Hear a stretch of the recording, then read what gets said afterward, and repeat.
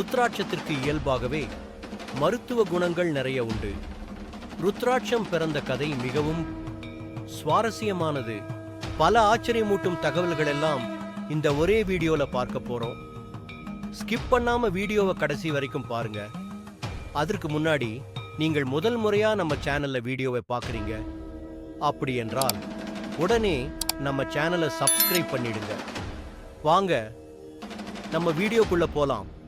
திரிபுராசுரன் என்னும் அரக்கன் பிரம்மனிடம் பெற்ற வரத்தை கொண்டு தேவர்களை துன்புறுத்தி கொண்டிருந்தான். தங்களுக்கு ஏற்பட்ட துன்பத்தை தீர்க்க தேவர்கள் கையிலாயம் சென்று சிவபெருமான வேண்டினர். உடனே தேவர்களின் சக்தியை ஒன்றிணைத்து மிகப்பெரிய வல்லமை படைத்த அகோரம் என்னும் ஆயுதம் ஒன்றை உருவாக்கி அவனை அழித்தார். அப்பொழுது சிவபெருமானுக்கு ஏற்பட்ட பேரிரக்கத்தால் தன்னுடைய 3 கண்களையும் மூடினார். பல ஆண்டுகள் மூடாமல் இருந்து மூடுவதால் 3 கண்களில் இருந்தும் கண்ணீர் சிந்தியது. அந்த கண்ணீர் பூமியில் விழுந்து ருத்ராட்ச மரமாக மாறியது. அந்த ருத்ராட்ச மரத்தில் இருந்து விழுந்த பழம்தான் ருத்ராட்சம் ஆகும். மேலும் புதனுடைய அம்சமாக, அதாவது சிவனுடைய அம்சமாக கருதப்படுவது ருத்ராட்சம். சிவனின் அங்கத்திலிருந்து விழக்கூடிய வியர்வை என்றும் சில புராணங்கள் சொல்கின்றன. 1 முதல் 27 முகங்கள் கொண்ட ருத்ராட்சத்தை ஆண் பெண் பாகுபாடு இல்லாமல் யார் வேண்டுமானாலும் அணியலாம். பெண்கள் அணிவதற்கு சில வரையறைகள் உள்ளன. அதை முறையாக பின்பற்றி அணிந்து கொள்வது நலம். ருத்ராட்சத்திற்கு இயல்பாகவே மருத்துவ குணங்கள் நிறைய உண்டு. ருத்ராட்சத்தை யார் வேண்டுமானாலும் அணியலாம். சிலரெல்லாம் போகம் செய்யும் போது அணியக்கூடாதென்றெல்லாம் சொல்வார்கள். அப்படியெல்லாம் ஒன்றும் கிடையாது. போகிக்கும் போது கூட இருக்கலாம். தீட்டு என்பது கிடையாது. ஆனால் ருத்ராட்சத்தை தங்கம் அல்லது வெள்ளியில் கட்டி அணியும் போது மந்திர உபதேசம் பெற்று குருநாதர் கையில் இருந்து வாங்கி அணிய வேண்டும்.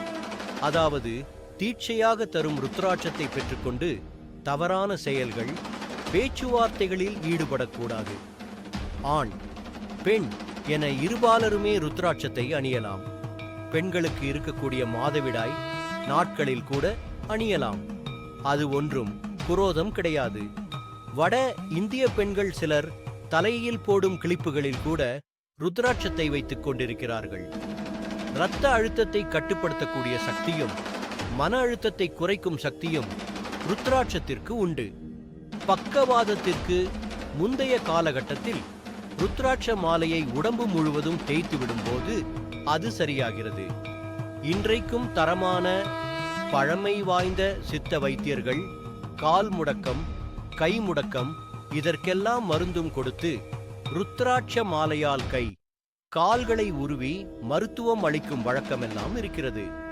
சீரான இரத்த ஓட்டம், கால் மரத்து போதல் போன்றவற்றுக்கும் ருத்ராட்சம் பயன்படும்.